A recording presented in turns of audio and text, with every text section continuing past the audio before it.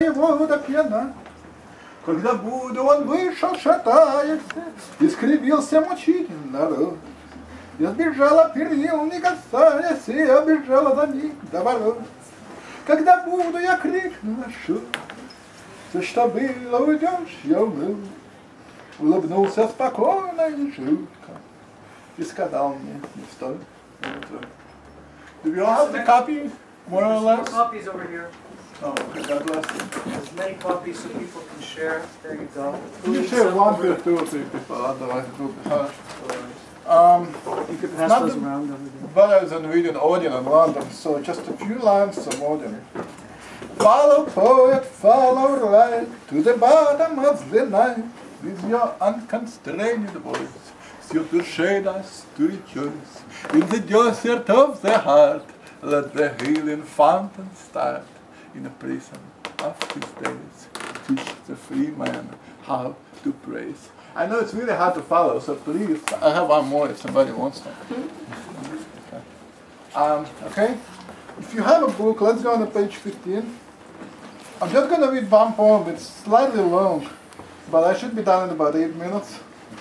It's called Music and Humana, and it's an elegy for a great Russian poet, Osip Mandelstam. For those of you who do not know who he is or was, it's a great bookstore. They can order you a copy of his book. He was a great Russian poet who happened to write a poem against the government. It happened to be Joseph Stalin's government. The time happened to be 1937, and the place was former Soviet Union, which meant that he was sent into exile where he died, and his wife Nadezhda was also sent in another exile, but she survived.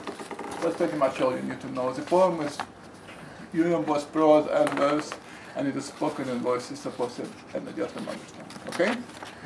So we will begin on page 18 for those people who have the book. I mean 17. Okay? Can you follow? I'm not going to ask again, so if you can follow. Okay? All right. Music and Humana.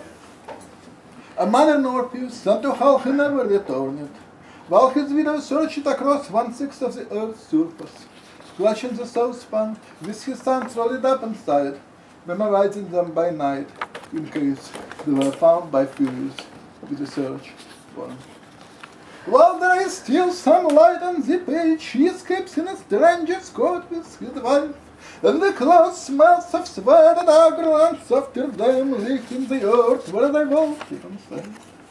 In a kitchen, on a stairwell above the toad, he will show her the way to silence. He will leave the radio told into itself, making laugh. They don't know the lights, but the neighbor has been local, sent his voices. That's sadly not his lips. It is the 1930s, Petersburg is a frozen ship, the cathedral scuffles down Nevsky Prospect. They move at a new state, fixed with spins into them. In Crimea, he gathered together rich liberals and said to them strictly, on the judgment day, if you are asked whether you understood the poet Osip Mandelstam, say no. Have you found it? You must answer, yes. I am reading aloud the book of my life on earth, and confess, I like it grateful. In a kitchen sausage, just testing vodka, the men erase their cups. A boy in a white shirt, I dip my finger into sweetness, mother watches behind my ears, and we speak of everything that does not come true, which is to say, it was August, the light in the trees, full of fury, August, filling hands with a language that tasted like smoke. Now, my memory, pour some beer, so the rim of the glass, you who are writing me, have what you want, a golden coin, my tongue to put it under. The younger brother of a cloud, he walks unshaven in dark green pants. In cathedrals he falls on his knees, praying happiness. The words on the floor are the skeletons of dead birds. I have loved, yes, washed my hands, spoke of loyalty to the earth. Now that a lover boy counts my fingers.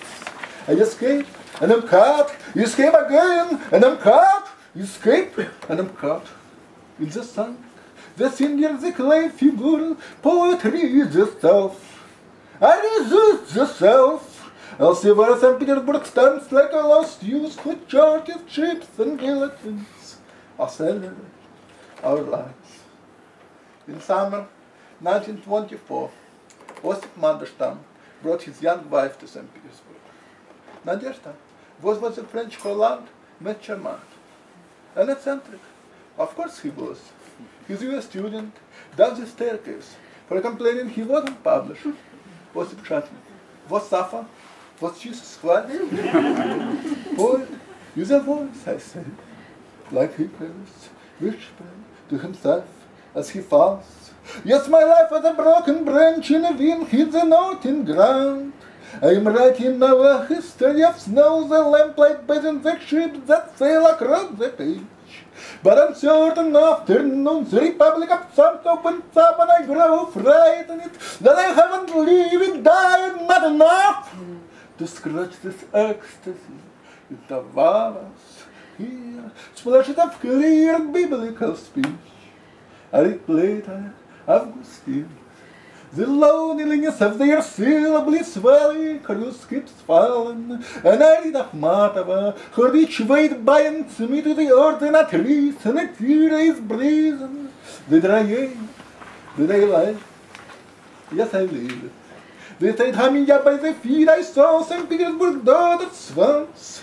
I learned the grammar of Gall's array, and found myself for good down Pushkin Street while memory sat in a corner, erasing with a sponge. I have made mistakes, yes, in bed. I compared government to my government. And I got Barbara's hand shoving off the skin of us, dancing happily around him. He sat on the edge of a chair and dreamt aloud of good dinners. He composed his poems not at his desk, but in the streets of St. Petersburg. He adored the image of the rooster tearing apart the night under the walls of Acropolis with his son. Like a tap in the cell, he was banging on the door. You have got to let me out. I wasn't made for prison. Once or twice in his life, a man is peeled like apples.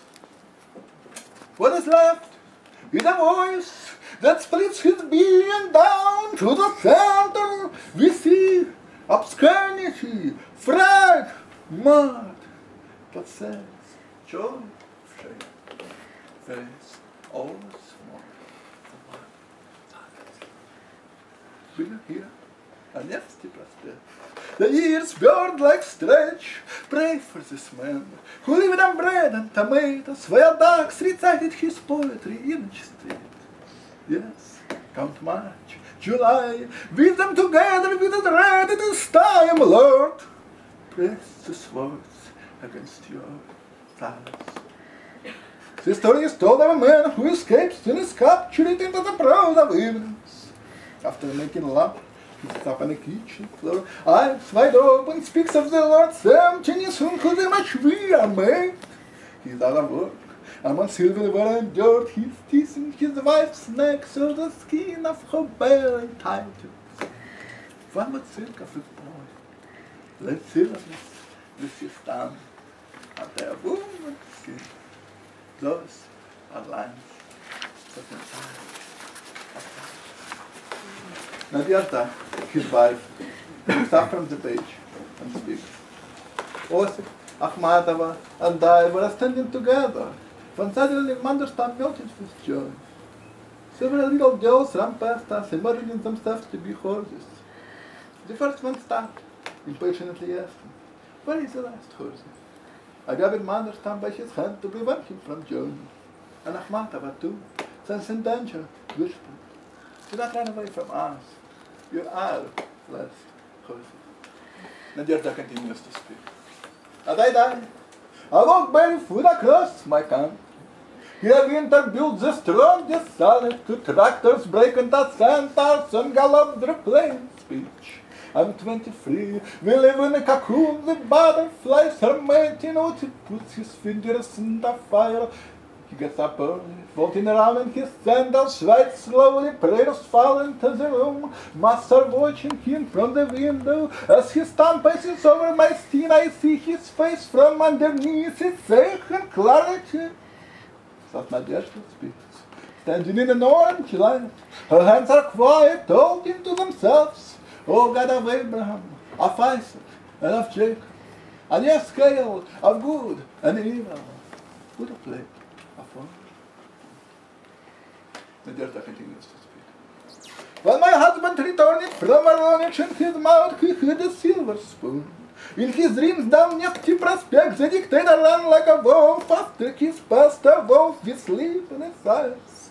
He believed in the human being, couldn't cure himself of Petersburg. He recited by heart phone numbers of the dead. Oh, what he told in a low voice, the unspoken words became the traces of violence. When he slapped Tolstoy in the face, it was good. When they took my husband, each word disappeared in a book. They watched him as he spoke, the vowels had teeth marks. And they said, you must leave him alone, for already behind his back the stones circle all by themselves. And fall. And the last page of this poem. Osip had thick eyelashes to the middle of his cheeks. We were walking along Pestinka Street. What we were talking about, I don't remember. We turned at the Gogol Boulevard, and Osip said, I'm ready for death. At his arrest, they were searching for poems all over the floor. We sat in one room. On the other side of the wall, at neighbors, a Hawaiian guitar was playing. In my presence, the investigator found the wolf and showed it to Osip. He nodded slightly, touching his lips, and kissed it. But led away at 7 a.m. At the end of each vision, Mandelstam stands with a cloud of word-drawing beats at the passers-by. You will recognize him, Lord. He hated Saskasilo. Told Mayakovsky, stop reading your verse, you're not a Romanian orchestra. But what harmony was, it unraveled and unraveled. Nadezhda said the snow fell inside her. She heard the voice of young chickens all over her flesh. Nadezhda, her yes and no were difficult to tell apart. She dances a skirt tucked between her thighs and the line is stretching. In the truth, four corners, he is making love to her ear-lobbed brows, weaving days into nights. He is traveling across her kitchen, touching furniture, a small propeller on his head, turning at his feet. Outside, a boy is against the tree, a beggar cursing at his head. The summer, 1938, the votes for a heart. The sun beat against the sea, slap the cities and love it and say yes to the powerful. At the end of each vision, she rubbed her feet with milk. She opened her body, lay on his stomach. We will meet in Petersburg, he said. We have buried the sun. Thank you.